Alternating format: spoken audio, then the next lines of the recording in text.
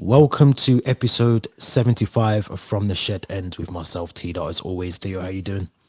Not bad. I mean, for everyone who's in the UK, it's getting really, really cold. So I'm wearing a bit of a sweatshirt here indoors. Cold, very cold mornings and cold evenings, and I think temperatures dropping sub-zero later this week. But no, doing my best to enjoy the World Cup, watching the games when I can, and I'm not too busy with work. So enjoy a nice little break from Chelsea. In all honesty, I know we're going to talk about Chelsea in a bit, but I'm enjoying this slight break from Chelsea. How are you doing? I'm good. I'm good. I think, like yourself, obviously, weather's drastically changed over the last couple of days. And yeah, just as much as I'm not missing Chelsea, I can't wait for that first game. I think it's Bournemouth, isn't it, on the 27th, I think. So I'm looking forward to that, to be fair. I've got to the point now where I'm enjoying the World Cup, but yeah, I need Chelsea back. I do need. I'm hoping Chelsea come back refreshed, which we'll touch on later on. But anyone who's listening, make sure you subscribe to the YouTube channel. Make sure you go and check out all the social accounts and hit the Linktree link in the description. And yeah, make sure you subscribe, give us a thumbs up, and let us know your thoughts in the comments. But we're gonna start off obviously the first bit of news that came out yesterday. Raheem Sterling. Sounds like an armed burglary, or I was going to say an attempt, but it wasn't even an attempt. It was an armed burglary on his house. His family were in the house as well at the time of the robbery. Crazy. I mean, I feel like we spoke about this slightly with Reece James. I think it was probably last year when I think the same thing happened to him. It's crazy. I don't even know how someone has not the audacity, but just I can't believe there's someone in the right mind or in that mind frame to think I'm going to go and rob someone's house whilst they're representing the country at a World Cup. I mean, what's your thoughts on that? I just can't believe it. No, like you, I'm struggling to kind of wrap my head around this.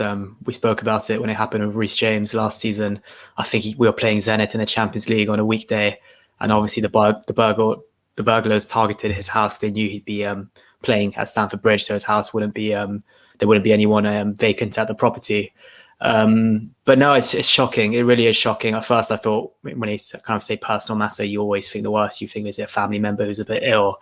Is it something, a serious matter that he needs to kind of address back home? But this is a serious matter because we're not too sure on the details yet, but it seems like maybe some people were present in the house. Maybe some family members. It could be his auntie. It could be his kids. It could be his grandmother. It could be his parents. So you do really straight away you worry for his family's safety and their health and their lives in a way. If it's an armed burglary and they had weapons, and straight away these people, they don't have brains to start off, so they could easily just pull a trigger, hit someone. And we saw what happened with Aubameyang in Barcelona. They did beat him up in a way, so there is a possibility that they will hurt the people in the house. And it's sad because you always want to think that you're safe within the kind of proximity of your own property, but clearly that's not the case anymore in this day and age. And hopefully the things that were stolen are jewelry, things like that can be replaced. But when you start looking at what happened with Reece James and it was his Champions League medals, his Super Cup medals, that's when you really start to think these are kind of priceless bits of memorabilia that can't be replaced. And I'm sure Sterling, given the career that he's had, he's got plenty of those that were in his house that may have been targeted as well. Yeah, it's sad. I mean, we live in a world where you can't have nice things, and I feel like we said a lot of this when we spoke about Reece James. But I mean, there's no price you can put on your family or whoever's in the house or whoever. But I do think as a footballer, and not to say that they should have to do this, but I think now is the time where if you're a certain level, not even just a footballer, just a certain person with wealth or money or whatever, you've got to have the right security around you, and even that isn't always going to give you the satisfaction or reassurance that you can go away and play football, you can go and do this and do that, and your house is safe. But I do think stepping up security has got to be a big thing for some of these footballers, because you see them around.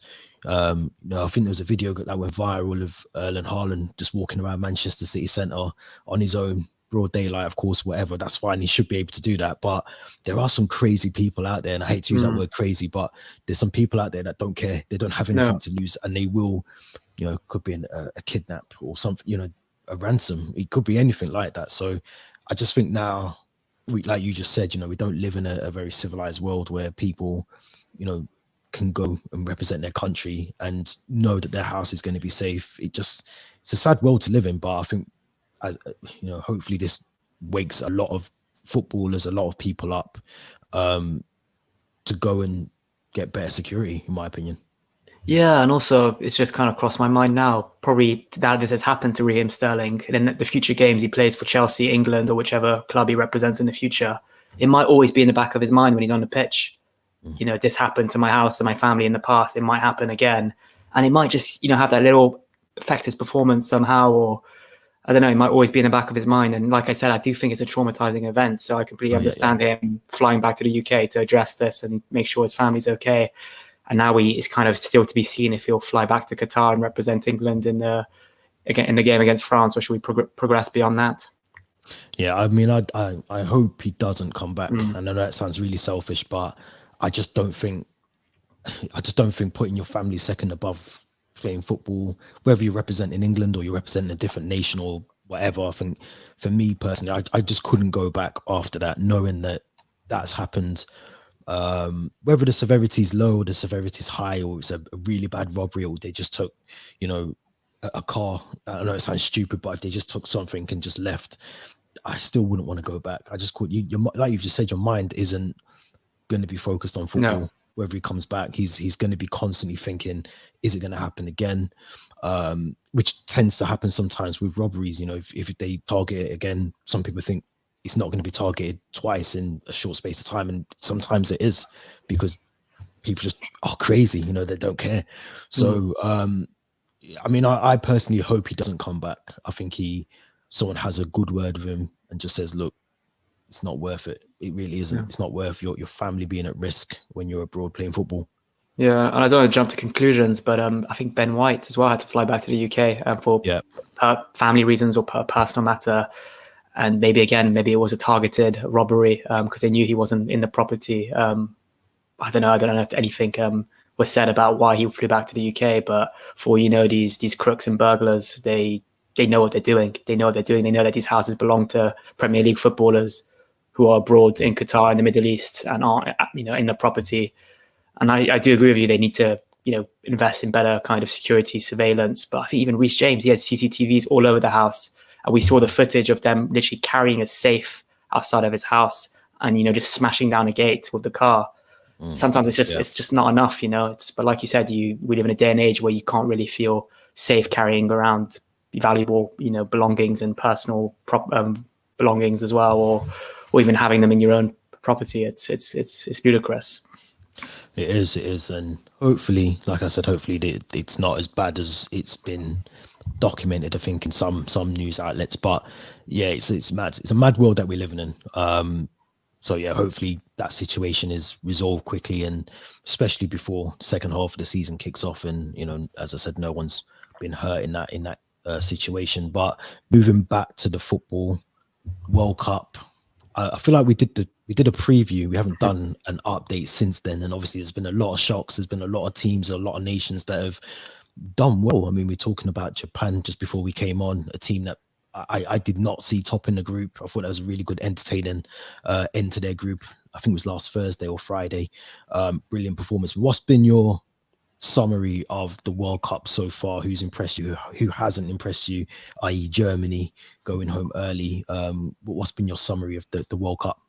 I think my main takeaway is that no team has looked like they're 100% going to win it so far. You look at every single team, none of them had a 100% record in the group stages. Even Brazil, who were the one team who I thought would get the 9 points, they lost to Cameroon in that final game. So no team actually won all three of their group stage games. Key takeaway being that some of the bigger teams have underperformed and some of the smaller teams have taken their chances. I mean, I call them smaller teams. They're not really smaller teams because Japan do have history in this tournament. So do Costa Rica in a way. They went right to the very end against Germany, and we saw what they did in 2014. Morocco, another one who I thought had been brilliant, coming out the group ahead of Belgium, who I think have been really, really poor. I think it's expected. We've spoken a lot about Belgium on WhatsApp, given their coach isn't really up to scratch, and their team just seems so divided. And it just felt before even the tournament started, De Bruyne's comments on we're all too old. It seemed like there was a bit of accuracy in that now, and they all flew back in different planes because they didn't want to be around each other. So I think that's just a team now that's going to see a lot of those players, I think, retire from international duty potentially, or not really ever represent Belgium again. So I think that was a bit of a shock, but also maybe it was expected slightly. As an England fan, I've been very pleased with our performances, I feel. We've kept 3 clean sheets, and we look like we're able to score goals. And I think what's really impressive about this England team is the depth we have. Yeah, we've 100%. got brilliant depth. You look at last night, my mum kept asking me, why is Rashford not starting? Why is Rashford not starting? And I was telling her, well, look at the other players that are starting, how good they are, the likes of Saka, the likes of Foden, Kane, and then even Henderson. People question why he was starting, but he had a brilliant game and scored the opening goal to kind of calm the nerves. So but I think the real test will be Saturday, which I think we'll speak about in a bit. But yeah, reassuring from England so far. Yeah, it's been, sort of segued into last night's game. I thought it was a really good performance. I was surprised at Senegal because I thought they started the game really well. I want to credit them for that. They started the game, in my opinion, very well. Pressing from the front, doing what they needed to do. I think as the game went on, the pressing stopped, the mistakes were opening up, and I think that goal, just before halftime, probably killed the game for them, to be fair. But we've got to talk about Edouard Mendy because, you think back to what a year or just a year or so ago, and we were talking about Mendy being one of the best goalkeepers in the world, top performer for Chelsea, going on to represent Senegal, African Cup of Nations, coming back to the Club World Cup, doing what he did there as well. The decline is insane. I can't believe that we're seeing a goalkeeper go from a level that we thought he potentially could reach to where he is now, where he's, Saka's goal was savable. In fact, all of them were savable, to be fair. Is this the end for Mendy? Is this the end for him at Chelsea, or at that sort of top level that we were talking about him only 12 months ago as being one of the best goalkeepers in the world? Is this the start of a very quick decline for Edouard Mendy? His calendar year of 2022 has been awful, absolutely awful. I can pick so many games out where he's kind of cost us the 3 points.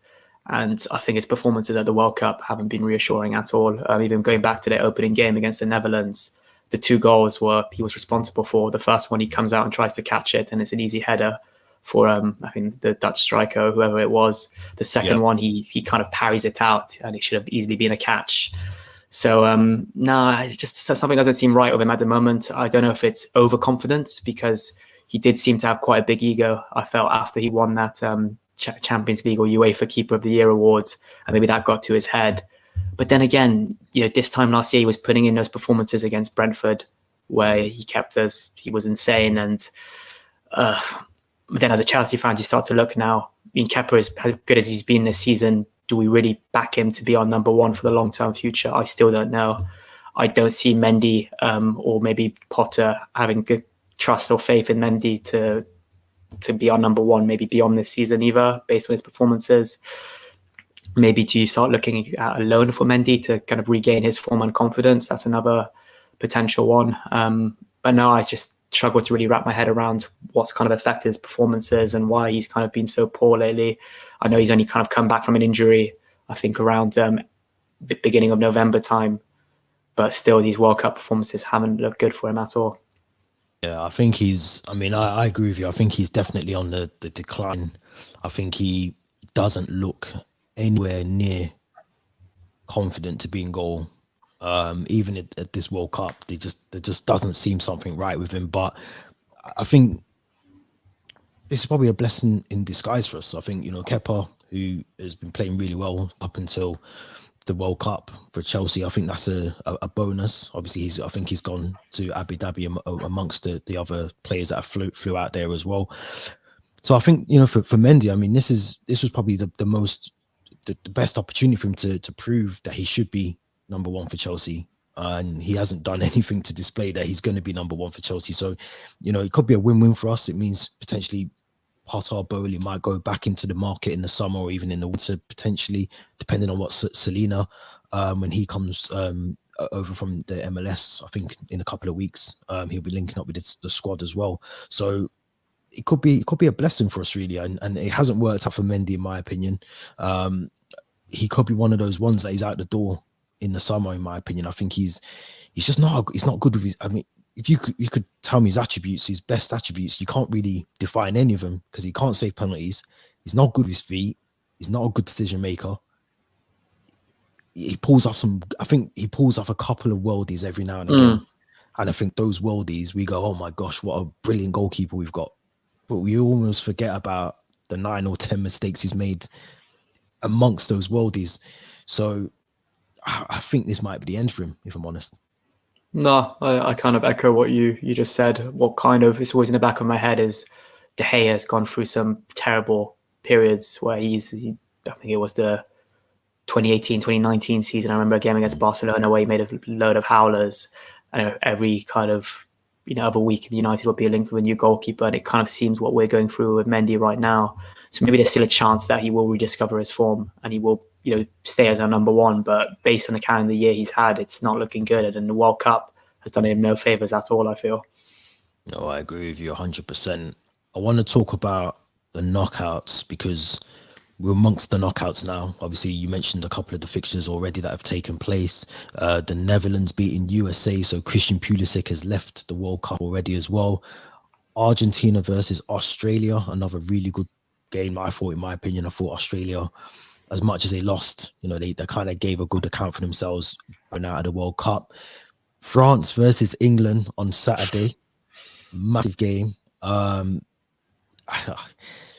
mean, I'm already starting to think about the lineup for what that might look like against France. But what would you do? Would you change anything? Or would you, because there's been talks about maybe going back to this back five that clearly hasn't worked previously. Part of me thinks Gareth Southgate will do that because of Mbappe. And I think Matty Cash done really well against him yesterday. I know he lost 3-1, but I mean, he done really well. And what's your thoughts on that? I mean, would you go back to a back five or would you stick with the back four, keep it as it is, maybe change things if needed, but stick with what has worked so far? I think we played with a back four in all 4 of our games so far, and it seems to have worked so well. And I think Walker, Stones, Maguire and Luke Shaw defensively have looked really, really solid. So I don't think I would touch that. And I think our best chance of maybe containing Kylian Mbappe is having Kyle Walker in his most natural position, which is right back. So I would stick with the back four, and that would give us that extra body in midfield or kind of higher up the pitch. The likes of a Foden, a Saka, a Rashford, a Grealish, whichever player Southgate wants to pick. So, but yeah, it's going to be a really tight one. I don't think neither of the two teams has been properly challenged yet in this World Cup, if I'm honest. I expected Denmark to give France a run for their money in the group stages, but they were really poor. And same with England. I think Senegal, we expected them to be, bring the game to us last night. And apart from maybe that couple moments in the first half, they weren't great either. So yeah, I would kind of stick with a back four. And I just wanted to shout out Pickford for me, who's been superb so far in this tournament. His kicking yesterday was amazing. We talk about Mendy's distribution. Yeah. Every single one of Pickford's kicks just seemed to find Harry Kane. And as soon as you get the ball to Harry Kane, and we've seen how good he is with his passing in this tournament, that means that we have maybe 3 players around him, the likes of Saka, Foden, Mount, whoever it may be, and just give them the ball. And that next thing you know, we're kind of in their penalty box almost. So I think if we do go deep into this competition, Pickford's going to be a key asset to us. Yeah, I agree with that as well. I think he's, again, along with Jude Bellingham, who for me has been outstanding this tournament. I know he had a bad game in I think it was USA. Everybody had a bad game. Yeah, I think it was exactly. So I think he didn't perform as well as we know he can. But when he turns it on, 19 years of age, I'll be honest, I'd give him the captaincy now. I'd give him the England captaincy right now. He's, you can see that he's vocal on the pitch. He's a brilliant player. And he's just, I can't believe he's 19. I really can't. Exactly. And if you can do that consistently for the next, 3 or World Cups he's potentially going to be at as well. I mean, we've got a player on our hands there as well. But are you surprised maybe, again, you look at the game last night, 3-0, Conor Gallagher's still sitting on the bench. Mason Mount's still sitting on the bench. I haven't really featured as much as potentially I would have expected. Maybe Mason Mount more than Conor Gallagher, who I thought was a surprise call up anyway. But maybe even at 3-0, even James Maddison hasn't really had much of a look in at this squad in the World Cup. Do you think that's something Gareth Southgate should potentially look at, or stick, like we've both said, stick with what he's doing at the moment? Yeah, I felt if maybe those players you mentioned, even I think a Trent Alexander-Arnold, who's hardly featured, the game that they would have got game time in would have been the Wales one, the last game of the group stages when you're already 2 or 3-0 up. But I think now that we're in the knockout stages, you want to play what's worked so well so far and your best 11. And as I'm Chelsea, I want to see Gallagher play in the World Cup, but I felt like him being picked in the first place was maybe more for the experience of being in Qatar with the squad, a bit like Walcott in 2006 maybe. But no, we're spoiled with so much depth, especially higher up the pitch in kind of the attacking areas of the squad. So you mentioned all those names. Players like Grealish can hardly, I don't think they've started a game yet, or they've only played one of the 4 games. So we really are spoiled with choice. But I would eventually love to see a Maddison, particularly for set pieces. I think that would be quite a useful asset to have maybe in the France game. But let's see what starting 11 he goes with on Saturday. I'll tell you what will be interesting, because Lloris looked a bag of nerves against Poland. Can't play out from the back, clearly not confident at all. And I think that is a massive weak link in France's squad is the goalkeeper. Defensively, they don't look the best either. Obviously, they've got the engine at the front. When you look at Giroud, France is now top goal scorer, surpassing Thierry Henry. You look at Griezmann, who can on his day do something. Dembele looks he looks really good. Every time he's got the ball, I think we could have had him at Chelsea. We should have got him at Chelsea, but he looks like one of those players for me that will, he can turn it on when he needs to. And Mbappe as well on the other side. So I think the engine's at the front for France. I think defensively, maybe even in midfield, you look at all the injuries they picked up. Theo Hernandez is probably the standout player in defence that has probably been the one that looks decent on that left side for them. But I think it's doable. I think England France is going to be a doable game. I think it's a game that we have to win on Saturday. We have to, as long as we can do well, put in a good performance. You look at maybe all the other games that we've got there now. What do you think about my mum in the background? I wasn't going to say anything. I was just going to carry on. But I mean, look at the fixtures now that we've got here. I mean, it's possible. It's possible. Look at that run. Anything's possible, really. Anything's possible. I'm still shouting Brazil. I still think Brazil are going to win the World Cup. I've said that all along. But looking at the teams that are left, looking at who can potentially go through and who can play who in the next round, I mean, it's a relatively decent run to the final. Yeah, I mean, given how this World Cup's gone, even the bigger teams are losing to some of the smaller teams. I think anything's possible. And like you mentioned, I think France's weak area is their defense. I think Jules Koundé is another one for me. We spoke a lot about him. He's still a bit of a hothead. He's got a mistake in him. And their midfield too of Rabiot and Chouameni, as good as they've been, they're not the 2018 midfield duo of Pogba and Kante, who are so solid. Yeah. But yeah, I'm still thinking Brazil. I think we spoke a lot about England's depth. I think Brazil's depth is also amazing. But even though I haven't been that impressed by them, Argentina are another one that seem to have every single fan in the stadium supporting them. It's crazy. But it'll be interesting, I think. I wanted to ask as well, I don't know if you got to see Koundé literally played probably 40 minutes. And I watched the game, I was thinking, is necklace allowed? Are we allowed to see jewelry in a game? And I was surprised that the ref, I think like in the 40th minute, said, no, you've got to take that off. And I was like, well, it's a bit late now. I tweeted about that. But when subs come on, they always have to show what's under their shorts and the kind of thermal leggings or thermal colors of their whatever they're wearing, their underlayers. You think they do the same with players before they get onto the pitch with jewelry, with whatever they have. And it was noticeable every time he was running, it was bouncing up and down. He's like tucking it back in. Yeah, I think we dodged up with him, to be fair, but it is what it is. But let's take it back to Chelsea, because obviously Chelsea have flew out to Abu Dhabi, I think yesterday or the day before. 23-man squad, I think it is, that's gone. It's 25-man squad. Yeah, 25. I'm cutting it down already, but it's a mixture. So I've looked at the squad this morning. It's a mixture of players recovering from big injuries. Your Wesley Fofana's, Reece James, and N'Golo Kante. is amongst them. But it's a nice mixture. Lewis Hall being another standout one for me, who, from what I've read over the last couple of weeks, is officially part of the senior squad now, which is something that needed to happen. He's someone that can fill in voids, fill in gaps. He's a versatile player. Quickly want to touch on him because I think, watching him against Manchester City in the Carabao Cup, brilliant performance that he put in.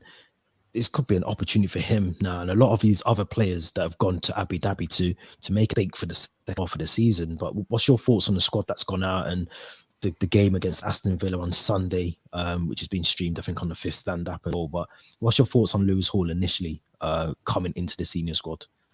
It's thoroughly deserved. I think that game against City where we lost, and even the game against Newcastle, the 1-0 defeat, the only kind of positive from that game was Lewis Hall's performances. So I think it's fully deserved that he's integrated into the first team. And Chilwell, we don't really have a date on his recovery or when he'll be fully fit again. Cucurella, left wing back, doesn't really seem like the player we thought we were getting. So I think it's a big chance for Lewis Hall, particularly over those Christmas fixtures against Forest and Bournemouth, to maybe play a part. And I think the game against Aston Villa is a starting point as well on, I think, Sunday you mentioned in Abu Dhabi. Another one that I'm quite excited to watch is Cesare Casadei, I think that's his name. Yep. I think I saw a goal he scored against Peterborough for the under-21s, which was a great finish. So I'm looking forward to watching him.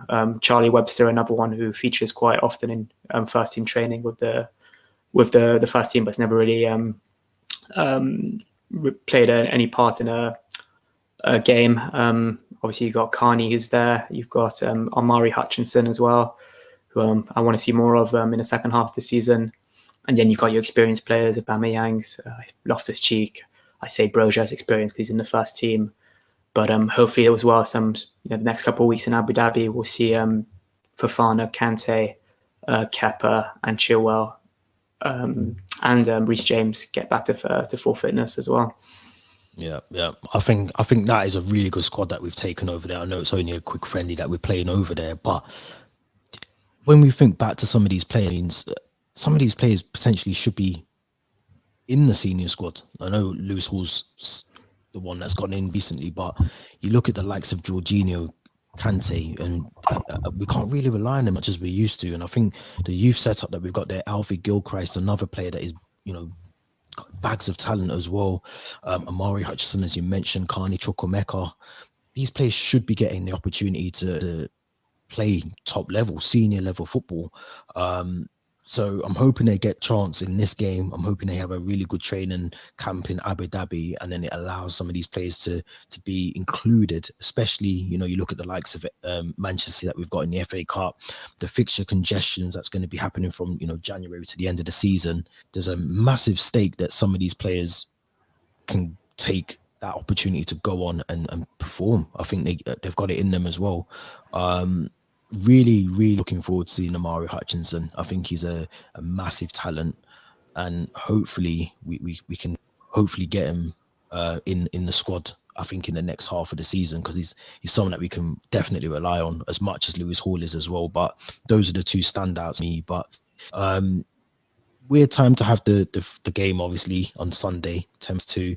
There's still a break after that game. I feel like this game should be played a week later. Because I think our next competitive game is the 27th of December.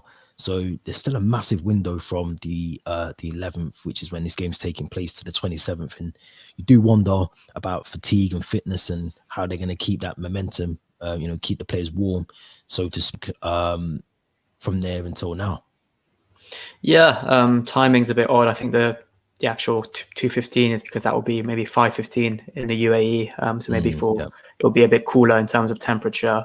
But yeah, you would have thought maybe bring this game a week closer to the Boxing Day fixture, so you really get these players ready for to get their match fitness up. Maybe there'll be a behind closed doors friendly taking place at Cobham or in the UK, because I know that a lot of other Premier League teams and teams across Europe have got friendlies scheduled in the next couple of weeks. I think Crystal Palace were playing a Brazilian team at Selhurst Park on Saturday.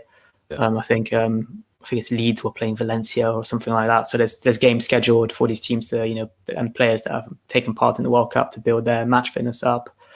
But I think it's a brilliant chance for some of these younger players to maybe have never trained with the first team to gain that experience from the likes of Jorginho, Kante, Kepa, Reece James, if they do kind of feature in training. So it's going to be nice to see that the mix of youth and experience on Sunday.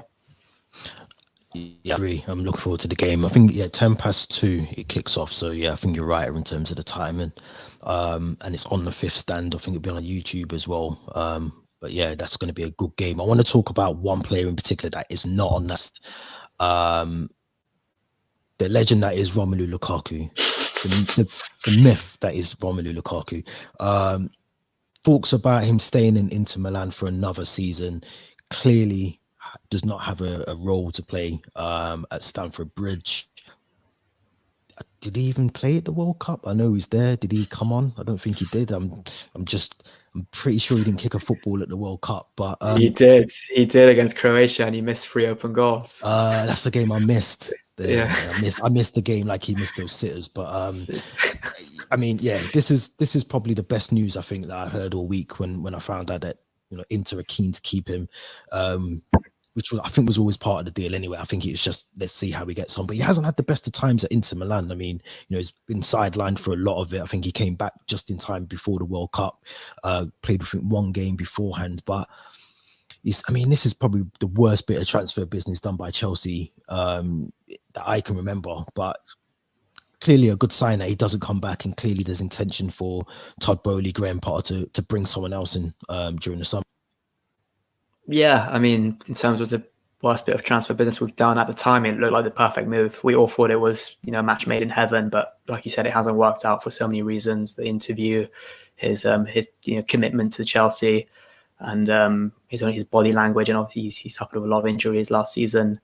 And I think we just need to cut our losses now. We really do need to cut our losses. Forget about extending his loan for another season. I think we need to sell him, because every time he touches the ball now, his value just seems to drop, given how poor he's been. And he's still got those injury troubles he was having last season. He only featured in 1 of Belgium's 3 games, like you said. I even read that Inter weren't too keen on him as well, based on his performances and his injuries. So it seems like it might be there might be some kind of negotiations taking place to maybe Chelsea partly paying his wages or whatever it may be, or if they were to, an option to buy him at the end of the season, it might be, I forgot what we paid. It was close to 100 million. I don't think we even get 30 or 40 back for him at this rate. We'd be very lucky to get that. So I think we just need to do all we can to cut our losses and try to recoup some of the money that we spent on him in last summer. But yeah, it just hasn't worked out, and it's obviously disappointing, but I think he's got himself to blame for a lot of those reasons as well. Yeah, it's not. I mean, yeah, he's definitely had enough opportunity to himself at a club as a top number 9 goal scorer, and I don't think he's ever really done that. I don't think you can talk about the first stint at Inter. I suppose that's probably his, the pinnacle of his career, but.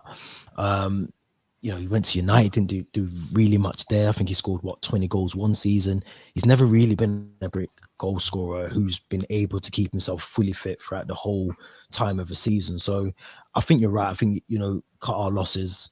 We reevaluate in the summer, but I'm happy with that. I mean, I'm really happy that he's not coming back to the club. I think, to have 2 players that, you look at Aubameyang, who potentially, again, I would see maybe leaving Chelsea at the end of the season, or even, not playing a major part, but we've got to bring some depth, some quality players, some of the youth that I just mentioned to mix that up as well. But I think the 2 key areas, look at our strikers, crying out for a goal scorer. Ronaldo's still available, of course, but goalkeeper, I mean, that's got to be the biggest one for me now. I think goalkeeper, we've just touched on it before around Selena, but I think goalkeeper's got to be where we go into the market and we look at bringing in someone that can maybe compete with Kepa, or I don't know, maybe knows their position, knows that they're going to be the understudy Kepa, maybe to pass that baton over, similar to what the Courtois and that whole scenario was a couple of seasons ago. But what was, coming up to, January in a couple of weeks, what's your area of concern as a Chelsea fan? Where do we need to strengthen, and how and when can we strengthen as well? Because there's a lot to do at Chelsea in the next, 24 months. There is a lot. I think Fofana, we've hardly seen him feature this season, but I really hope that he solves our kind of centre back and kind of the person who succeeds Thiago Silva. Goalkeeper is the one there's a big question mark on that. We still don't know what's going to happen. I'll throw a couple of names in the hat as maybe players that we could potentially sign. Robert Sanchez from Brighton, who's very good with his feet. Diogo Costa from Porto, brilliant shot stopper and penalty saver. There was one more. I had Jordan Pickford. I think I know you're still not as keen, but I think we're always going to be linked to him. He's had a brilliant World Cup and he's very good with his feet. But I do agree. Maybe I'd rather prioritize the other two that I mentioned if we were to buy a keeper. We haven't said his name on this podcast, and I don't think yet. But Nkuku, I think it looks like that's a done deal, and I really hope that solves our goal problem. But you can get a goal scorer, but you also need to get that player who's creative and can put the ball on the plate for that goal scorer, which I don't think we have in the squad. I really don't think we have, and we haven't really had one maybe since Fabregas, and that's another option we need to strengthen. And our midfield is just getting older and older. Jorginho, Kovacic, Kante. So another player you mentioned earlier in the podcast, Bellingham, I think would be a superb signing. I think we can get him. I'd be over the moon. I'd be over the moon if we get him. I mean, he's obviously got his heart set on either Liverpool. I think that's priority number one. I think Real Madrid have now entered that conversation. Manchester City, again, another team that, if Madrid him or, the other top clubs want him, they're going to be involved in that conversation. But I think Liverpool is the desired destination for him. But if we can get him, I mean, we're kind of seeing it now with Declan Rice and Bellingham. If we got both, this is just me thinking out loud, but if we got both with Nkuku, I mean, be a good squad, yeah. It'll be a really good, and obviously you get the defenders back. Reece James fully fit, Chilwell fully fit, Fofana, Koulibaly, who has played relatively okay this World Cup. But if we can get all of those playing together, Sterling, Mount. I mean, it's not the best squad, but it's a good starting point in terms of the rebuild and getting the team working together, in my opinion. But either or, I mean, I'd rather Bellingham than Rice, but I think Rice is apparently West Ham are available. They want to sell him, I think, at the end of the season to someone. I'm sure already it's only for like 70 million or 80 million. It's quite a relatively low price considering they were talking 100 and something a couple of months ago. But yeah, it's going to be difficult. I want to see some activity in the window this summer, this January at least, to cover some of the injuries and potentially, as I said, the fixture congestion.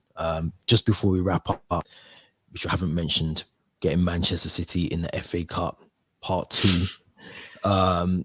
What's your thoughts on that? I mean, this is going back to where I feel we should have done better in the Carabao Cup, because that's our chance to get some silverware. This game's going to be totally different, if not worse than the Carabao Cup, in my opinion. But what's your thoughts on getting Manchester City in the next round of the FA Cup? It's not ideal. It's really not ideal. You want to kind of have that easy fixture. You can rest a few players in the third round of the FA Cup. I think it was Chesterfield we got last season, and then Plymouth. So we got quite lucky with the draw in the last season.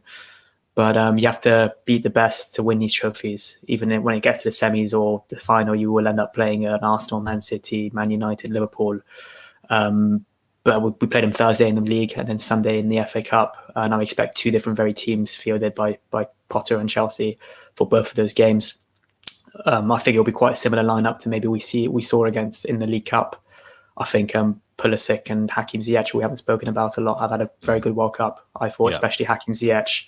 I don't know if they'll still be here in January or in Potter's plans, but I think they've probably definitely done themselves justice in terms of the performances they put in. But no, it won't be easy. City have the depth as well.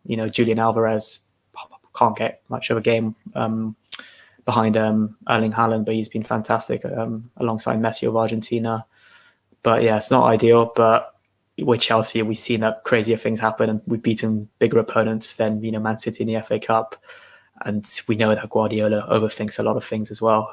Less so recently, but maybe the type of game that he will want to go all out in the league. So he may rest a few players there, but I'm more worried about the league fixture on the Thursday, if I'm honest, because I think top four really needs to be a priority now that we're out of the League Cup. We probably will be out of the FA Cup after Sunday's FA Cup fixture. But yeah, it's going to be a nerve-wracking January for sure. I was literally just looking at the fixtures for January. We've got I mean, this is our fixtures for January, just for anyone who's listened. So Forest away on the 1st. We've got the back-to-back City games. So we've got City Premier League Thursday o'clock. We then play them again, but at the Etihad on Sunday, 4:30. We've got a derby against Fulham on the Thursday after the FA Cup. That's away. We then have Crystal Palace, although it's at Stamford Bridge, it's still going to be a difficult game. On the Sunday, the 15th, and then Saturday, the 21st, we go to Anfield and we play Liverpool at 12:30. That is not a January that you want to come into off the back of a World Cup. Yeah, and like you just said, top 4 has to be. I know I've written this season off multiple times already, but at the minimum, we should be getting top 4. Minimum, we should be getting top 4 because we do have a relatively good squad still. Yes, it's not anywhere where it needs to be, and there's a lot of players that need to be cleared out of it, but we should still be in there. That momentum to get top 4 should still be in it, in my opinion. So I'm not looking forward to January. Make the most of the World Cup whilst it's still on. Well, you've got 2 weeks, enjoy it. Just before we go, give me a quick prediction. Brazil are going to win the world, in my opinion. I feel like you said this already, but I want you just to confirm it at the very end. So you going for Brazil as well? Yeah. I think we both got them in our sweepstakes, and I think what we said in the previous episode before the World Cup started, and I'm going to stick with it. I'm going to say Brazil. Let's hope so. Let's hope all the other nations come out, because I want to see, the likes of, obviously Kai Havertz has come back now. Pulisic's gone home now. I want the Chelsea players back so we can get back to the season. So I'm hoping you're right. Obviously Thiago Silva will still be there if it's Brazil, but is the Rolls Royce. He can do it. Benjamin Button. Yeah, literally. I mean, I think I'm still convinced he'll be at the next World Cup. I'm convinced he will. I mean, he'll want to play if he can carry on playing and keep himself in shape. And I think it's in America, the next one. Yeah. I'm sure it's a joint. It's USA, Mexico, Canada, 48 teams, and I think I read it's going to be 16 groups of 3 teams. Yeah. Extra time and penalties after if it's a draw, so there'll be no 1 point, so just 3 points or nothing. He's going to want action. He's going to want in on that 100%. So we'll see. But yeah, I'm going for Brazil. You're going for Brazil. Let's hope we're both right. Thank you very much. If it's not England. Yeah, well, yeah. Final question, actually, before we wrap up. Okay. If you could see England lift the World Cup, it meant that Chelsea can't win the Premier League for 10 years. What are you doing? I got asked, would you sacrifice top 4 this season if it meant England beat France on Saturday? 100%. And I said yes. So I think I would. Yeah, I would sacrifice not winning the Premier League for let's make it 30 years, because Liverpool didn't win for years. Oh, that's a tough one. Yeah, I'll have to answer that on the next pod, maybe. Yeah, no, it's a tough one. I wouldn't, but 10 years, I can. 10 years. We're coming close to that, I think, now as well. Exactly. So yeah, but for anyone who's listening, make sure you go to Spotify. Make sure you hit the notification button so you don't miss an episode on there. And if you're listening on Spotify, head straight over to YouTube, subscribe to the channel. Let us know your thoughts. Would you be happy not seeing Chelsea lift the trophy, the Premier League trophy, in 10 years if it meant you could see World Cup? Historic moments with England lifting it since 1966. Let me know what you think. Theo, as always, thank you very much for joining me. Episode 75 from the Shed End. Until next time, stay safe, and thank you very much for watching.